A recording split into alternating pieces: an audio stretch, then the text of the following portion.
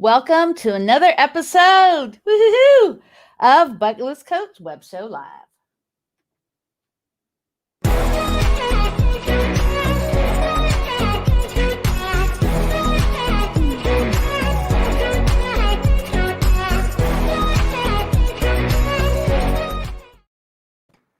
Woohoo!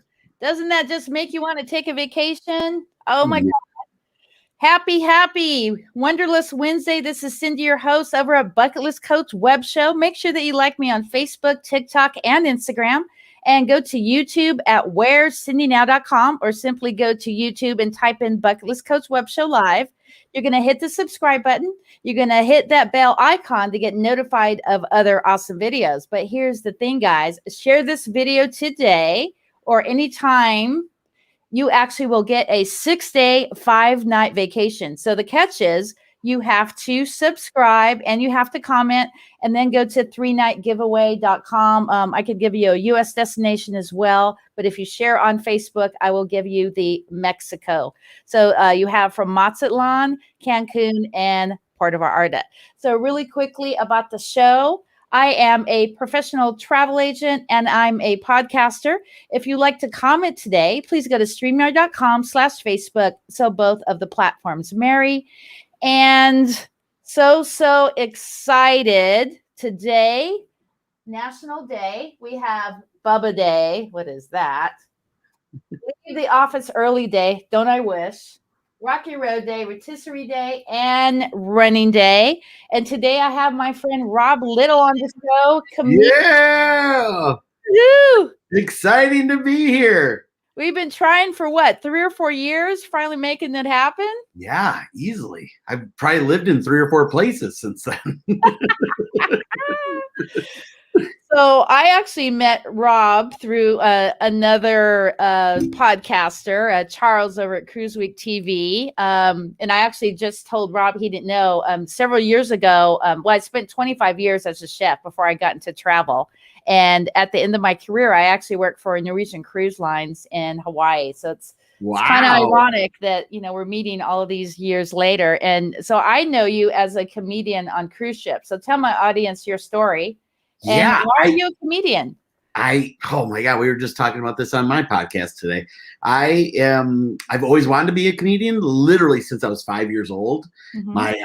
We didn't have like HBO or any of that kind of stuff growing up. So my parents, we went on vacation one time and they were watching George Carlin. And I was 5 years old. And I didn't know what he was saying, but they were like crying. They were laughing so hard. And I'm like, that's what I want to do the rest of my life. And I would just want to make my parents cry. So, I just, to be honest, I never thought it would happen. I thought I grew up in a town with one light and I went to college for computer programming, moved down to Detroit from where I grew up in a town with one light. So you're like, that kind of thing doesn't happen. But it was always on my bucket list to be one. And when I moved down to Detroit, I happened to move right next to the biggest comedy club in Michigan. It's the same one where Tim Allen got his start. And I just started doing the open mics. I met a guy who taught a class. That's how I got into it. And it was a 2-day class, and it wasn't how to be funny. It was the business of it. And there's so much people don't even realize what's going on. Like the time you're on stage is the easiest part of the job. It's the rest of it that's way harder. The traveling, the bookings, everything. Mm-hmm. So the writing the material, that's one of the hardest things. So I've always been wanting to do that. And then when I moved out to LA, I lived there for 10 years and I met an agent who got me hooked up with the cruise ships, and I started working them in 2011. Okay. And I've been doing it for, that long now. And I've done about just over 200 cruises. So I work, what's that? I said, what? Yeah, it's crazy, right? Oh, wow. To me, that doesn't even sound like that much because there's guys I work with that are like in the thousands, And so 200 is a lot. And I still work a lot of clubs though too. So I haven't given that part of my career up yet. So yeah, I do Carnival, Norwegian, and Royal. I've done Celebrity also. And I get booked on a lot. I seem to get booked on a lot of what do you call them? When a group takes over the ship. And so Charter cruises. I get booked for those all the time, and that's it's a huge compliment, and it makes me feel great because, they could pick anybody, and they picked me, and I've done dozens of them. So it's kind of cool. It's neat, and you get to meet people like you, then and then we get to be friends forever and keep in touch. Exactly. It's awesome. So have you done a naked cruise? I was gonna bring it up. I didn't know if you'd seen that or not. But I've done swinger cruises. I've done nudist cruises. I've done the LGBT cruises. Mm-hmm. I've done rock country, all kinds of them, rock and roll and country ones. I mean, the nudist ones, I actually got booked. I did a swingers cruise, and they booked me for a nudist resort up in Maryland. Oh, really? Yeah. And when I went, I told him, I said, I'm not performing naked. You have to have a license for that. Did you know that? If you're performing and it's you're naked, it's considered erotic entertainment. Doesn't matter what you're performing. So if you're a juggler, it's erotic entertainment. It doesn't matter if you have no clothes on. That's what it's called. So I got there, and I was dating a girl then, and she came with me, and they said, "Do you guys want to take the tour?" And we're like, "Yeah." And they go, "Well, you got to be naked." And I was like, "What?" So I looked at her, and she's like, "Let's go for it." So we said, "Where do we get undressed?" And they're like, "That's your car, right? Just take your stuff off and throw it in the car." What the heck? So they gave us towels, because you have to sit on towels no matter where you go. And they told me the show started at like 7 and it didn't start till 9. And we got there at 6. So they're feeding me drinks the whole night. And by the time it came time to do the show, they're like, you gonna get dressed? And I'm like, start the music. And I went up, I did it naked. And it was, oh my Lord, that was, well, I come out, and these people were so fun. We've been partying with them for like 3 hours. And it was in their banquet hall, so not everybody was sitting on chairs. Some were just sitting on the floors. So I ran right up to these ladies that were really fun, and I just kind of put myself right in front of them and just was like, "You guys ready to do this show?" And they're like screaming, and it was crazy. Like, normally they tell you to picture your crowd naked. Well, this one, you kind of were trying to picture them dressed, actually, something. Pretty but bad, they were the best, and they treated me so nicely, and it went so good that they actually booked me back like 6-7 months later after that. So yeah, those are crazy ones. Those are fun. But you know what? I don't like saying no to things, because you never know like what kind of experience you're gonna have, So why not be open to anything is kind of how I look at things. And that's why when you said come on my bucket list show, I was like, I feel like I'm living the bucket list. Like when something comes up, I'm like, yeah, let's do that. That's on my bucket list now. I want to do it. So yeah, I actually, I got asked to do a wedding in a nudist resort because I'm ordained. Oh my God. Yeah. And it ended up being a buddy of mine who's a black guy who was marrying this lady, and he come around the corner, and I'm like, I'm gonna have to wear a sash, because this is a wedding, not a competition, so I had to cover things up. You're writing something else right now. That's why I'm like, I am really quick. I'm putting your YouTube back on. Oh yeah. So that I ended up becoming really good friends with a ton of those people. And actually I moved down to Florida now, and a bunch of them moved to Florida. So I just got to see some at a show recently, a dressed show. We were dressed, so it wasn't, but yeah, it's a fun life, man. You get to do and see a lot of crazy things.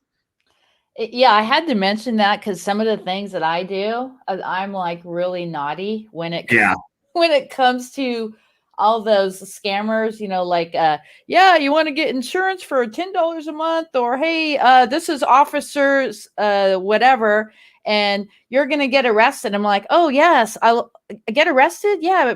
Bring out the handcuffs. Like, I give them a hard time, or I'll say, oh yes, I would love that information. Transfer me. So then they transfer me, and I have them go through the whole thing. Like sometimes it's 20 minutes. Yeah. I'm like, I'm going to really upset them. to go through the whole thing. And I'm like, wait a minute, is this for the naked cruise? Nice. And yeah, they're like, no. And then they hang up. Really? So, like, you're going to waste my time. I'm a busy professional. I will waste your time. But I have fun with those guys. That's awesome. Yeah. Nice. It's just, I mean, life is all about having fun. I mean, the one thing about this show, about 15 years ago, I was having some health issues and I had to have surgery. And unfortunately, I'm not able to have children. So the way that I give back is I'm connected to this orphanage company here in Southern California. The owner, founder, she actually grew up in an orphanage in Baja. So normally what they do throughout the year, they do different coach tours, and they do like 6 or 7 orphanages, especially like the first Saturday of December. They disperse all these different coaches, and I go on the one with her because she's actually showing her story on how she grew up in that orphanage. Wow. And so at that point, when I got sick, I'm like, I need to start living my life, because I didn't start living until my late 40s. I'm going to be 56 here in a couple months. And I just said, I got to start living. I've been existing my whole entire life. My parents never really took us anywhere but like Yosemite and a few other places in California, but we'd never been to Europe. We never went on a cruise, any of that stuff. So, so important to make the most of that dash. Yeah. What are you doing for your dash? For my what? Your dash. So we have a day that we're born and the day that we pass away. What's that time in between? You call it the dash? It's called the dash. Make the most of the dash. Cool. I never heard that before. It sounds like you and I kind of grew up very similar, because we didn't. I mean, that vacation we went on when I was 5 was probably one of 3 we did my whole life. Oh wow! So, yeah, we were really poor and we didn't do anything like that. So, yeah, man, it's kind of crazy. Wow, it sounds like we're very similar in that aspect. What do I want? When you mentioned you want to be happy after all that, I was doing so many cruise ships and comedy clubs.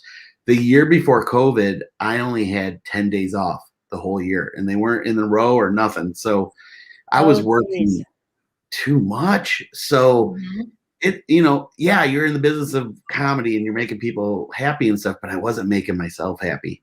So I was really just dreading like going on stage sometimes. And finally I was like, you know what? I'm going to buy I've never owned a house. I said, I'm going to buy a house and I want to live on a lake because I love to fish. And that's all I want to do, And so I bought a house. I live on a chain of lakes. So I'm actually on 6 different lakes. And it all happened right when COVID hit. Yeah. Which for most people was like just the worst thing ever. But for me, it was like a blessing.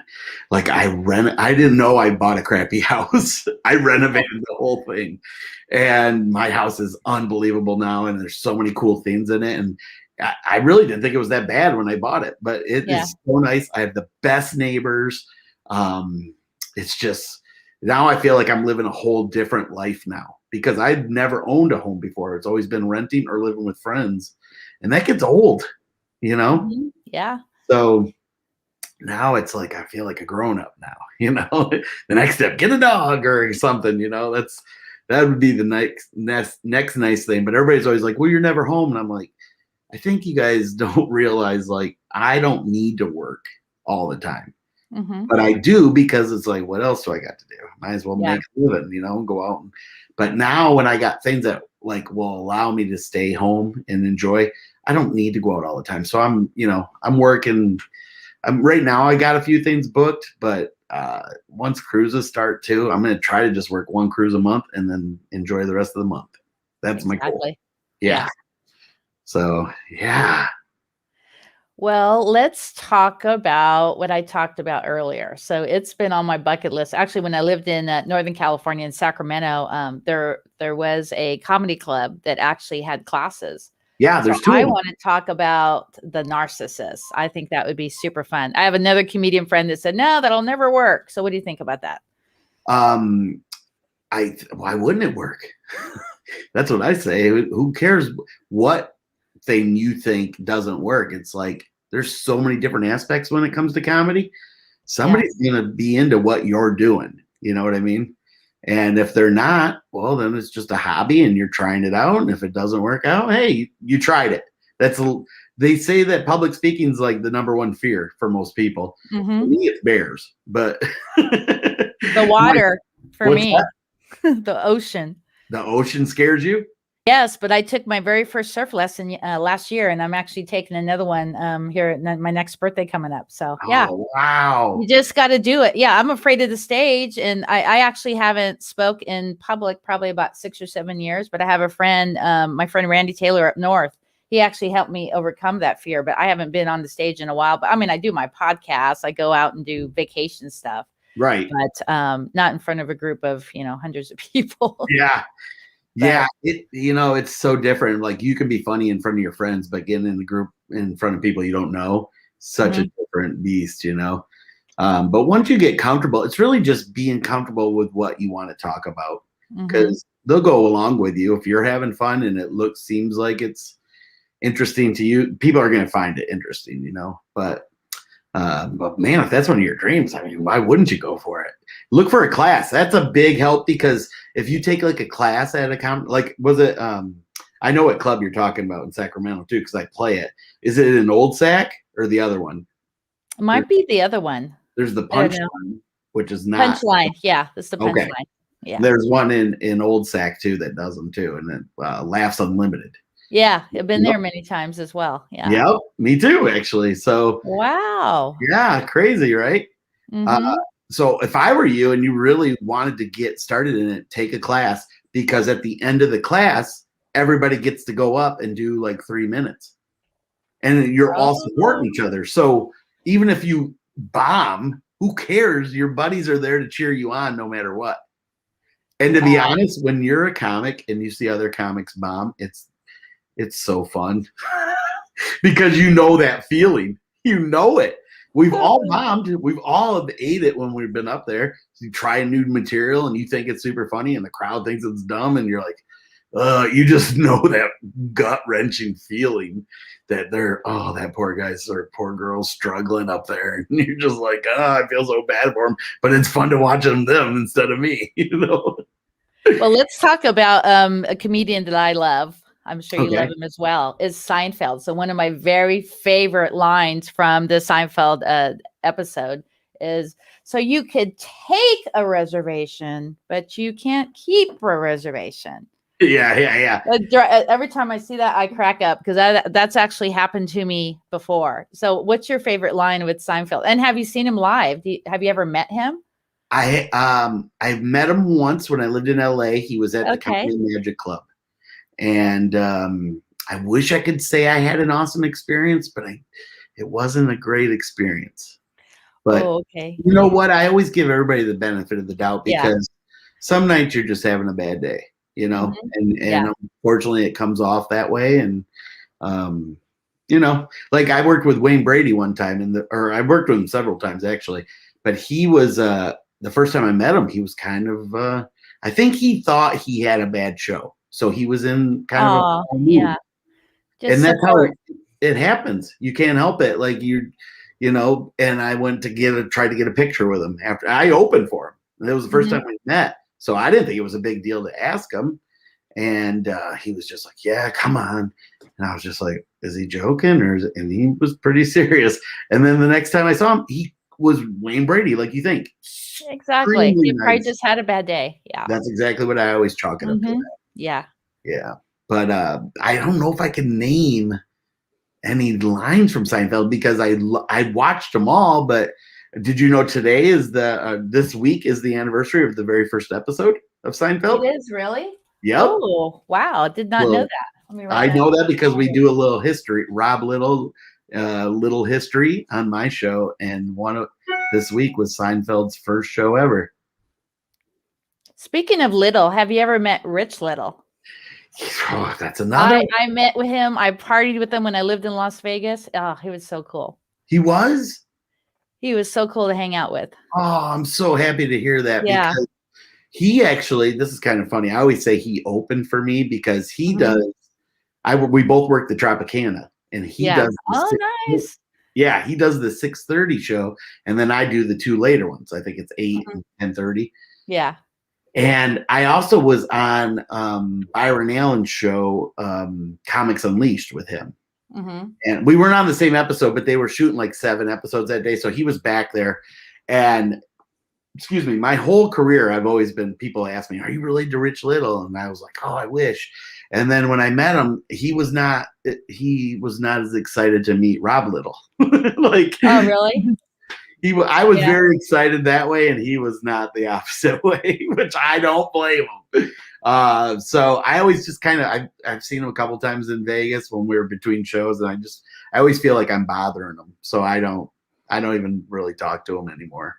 Yeah, I think it's just like what someone's going through at the particular moment. But yeah, I hung out with them a couple times because at that time that I lived in Las Vegas, I had a catering company, and one of my clients was like neighbors and really good friends with them. And yeah, so I've hung out at parties and stuff a couple times. So yeah, that's awesome. Cool. Yeah. I love to hear when it's a good experience. Yeah. Yeah.